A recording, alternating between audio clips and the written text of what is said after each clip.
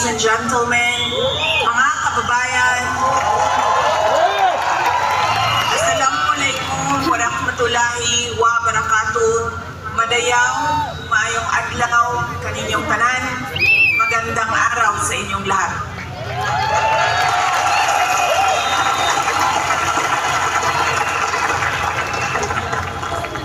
Unahin ko po muna ang mga naririnig ko at narinig ko rin na nasabi ng membro ng Kingdom of Jesus Christ na sala magunitanan ni Inday Sara, nidagan pa siya presidente, dili na magkalisod-lisod.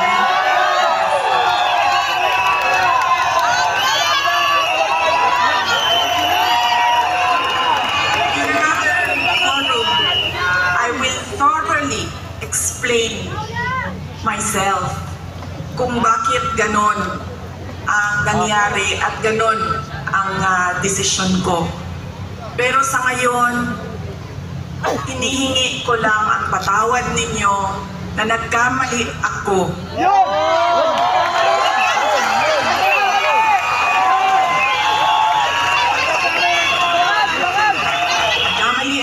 Sa paghingi ng tulong at suporta nyo para kay Pangulong Bongbong Marcos.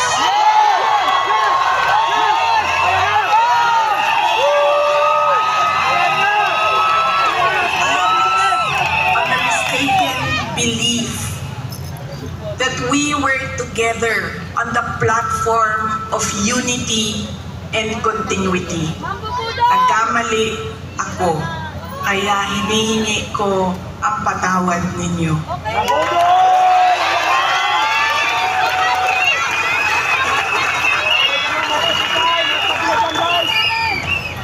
You know, this has been going on for 9 days, ang assault sa inyong Kingdom Nation.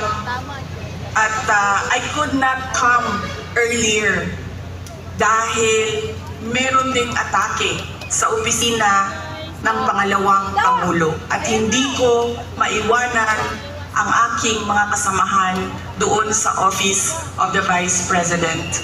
But always remember na wala man ako lagi sa mga masasayang araw ninyo, pero nandito ako lagi sa inyong kalungkutan.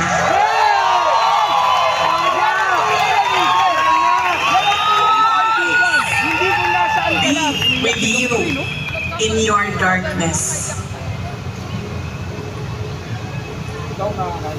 Bago ako pumunta dito, doon sa Manila, sinabihan ako, huwag kang lumapit sa KOJC dahil talo ka dyan. Kalaban mo administrasyon, kalaban mo dayuhan na superpower. Sabi ko, sa taong nagsabi sa akin noon, walang contest. Hindi ako matatalo. Walang kompetisyon. Bakit ako matatalo? They may be a minority.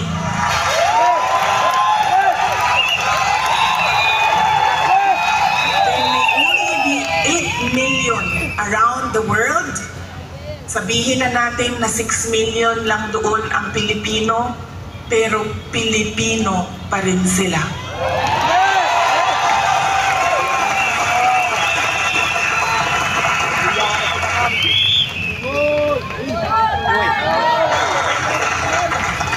Noong ako ay naging Vice President, isa sa lagi na problema natin, di lang dito sa Davao City, but sa iba't ibang lugar ng Pilipinas, ay ang disaster response. So nung ako ay umupo, in-institutionalize namin ang Disaster Operations Center ng Office of the Vice President. Ang aming paghahanda ay disaster response. Pinaghandaan namin ang baha, pinaghandaan namin ang dilubyo, typhoon, pinaghandaan namin ang earthquake, lahat ng maisip mo na kalamidad, pinaghandaan namin. Pero, nasabi ko doon sa mga kasamahan ko sa Office of the Vice President, we have not prepared for a crisis such as the kingdom of Jesus Christ. So anong sabi ng libro natin dyan sa Disaster Operation Center? Ano ang dapat natin gawin sa krisis at disaster na ito? Lahat sila walang masagot. Kahit ako matagal, ako nag-isip kung ano ba ang response namin. Because this is a crisis. It is a disaster. Ano dapat ang tugon ng Office of the Vice President? At isa lang ang naisip ko. Sabi ko, as Vice President and as a Dabawenyo, I will be there to comfort them.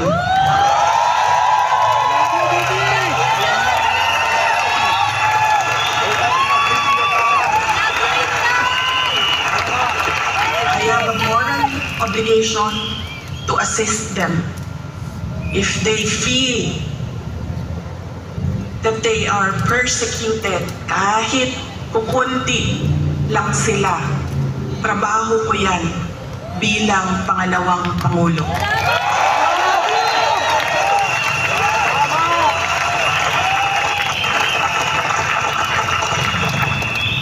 Doon din sa amin, sa Office of the Vice President, sabi nung isang kasamahan namin, doon sa USEC namin, sabi niya, USEC, ano bang gusto natin bumili ng leche plan? Meron bang leche plan? At ayaw natin ng leche plan, gusto natin ng ice cream. Nakakabili tayo ng ice cream. Sabi ko, ito personal ko na experience. Kaibigan ko, 47 years old. Sumakit lang ang likod. Anong sabi ng doktor? It's cancer of the bones, cancer of the lungs, cancer of the pancreas, cancer of the brain, all together in one person. Tanong sabi ng doktor, 6 months na lang. Yun ang kawawa. Sabi ko, ang dami sa ating mga kababayan na nakakaramdam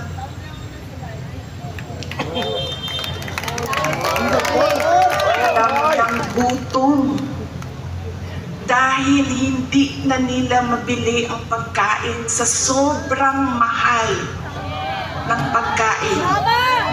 2 beses na lang kumakain sa isang araw.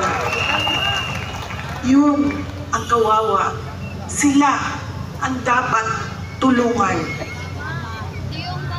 Dumadami ang naghihirap sa ating bansa. Dumadami ang nahihirapan makahanap ng regular na trabaho. Sila ang totoong kawawa at kailangan ng tulong natin.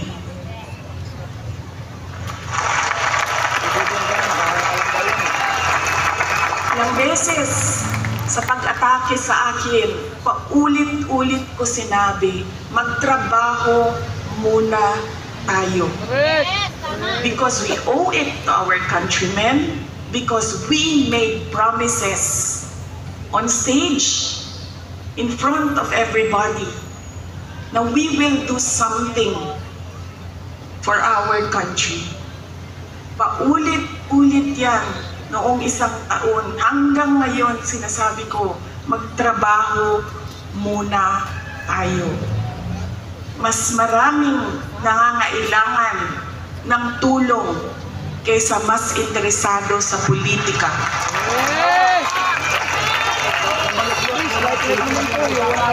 Pero this night is not about me and my problems.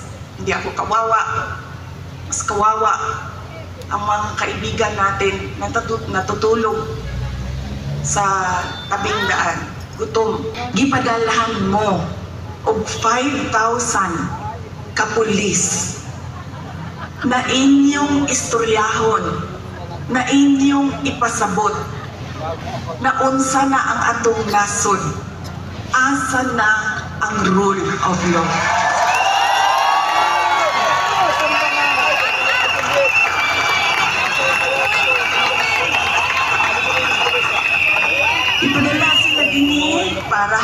pagtuon mo, gipadala mo sa Ginoo para pasabton sila.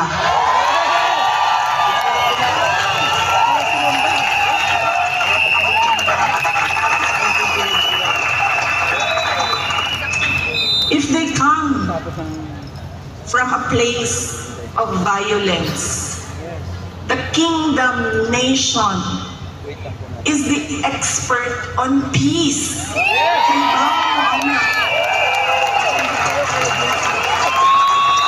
Daraweños are peace-loving Filipinos. And in fact, dili lang Daraweños, because the kingdom nation citizens can be found all over the country and around the world.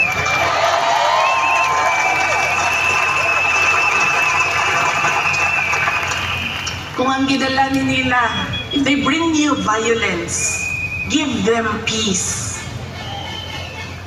Show them peace.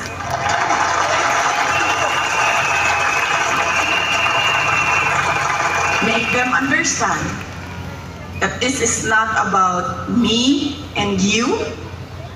This is about the abuse of power and the assault on the freedom of religion. Mensahe sa mga Daraweño, maupod ang mensahe nako sa inyo ha, karon dili lang sa mga naadinhi sa Davao City, kundi sa tanan na miyembro sa Kingdom of Jesus Christ. And that is, we will not break.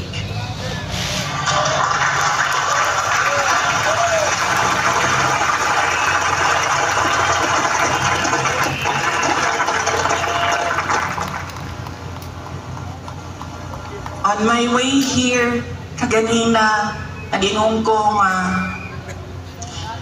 I will leave you with a verse. And nakita ko og verse, butang nato dito, of being afraid. Ito na isa, on top of the list, which will guide you, which will guide me, which will guide our countrymen through these dark times of our nation. And that is Psalm 23, verse 4. Even though I walk through the valley of the shadow of death, I will fear no evil, for you are with me.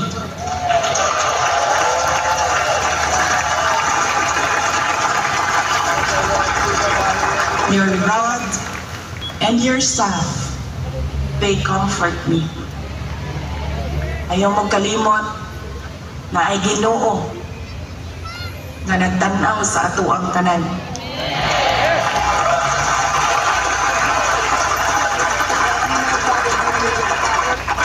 Og ang iyahang gaba, dili magsaba.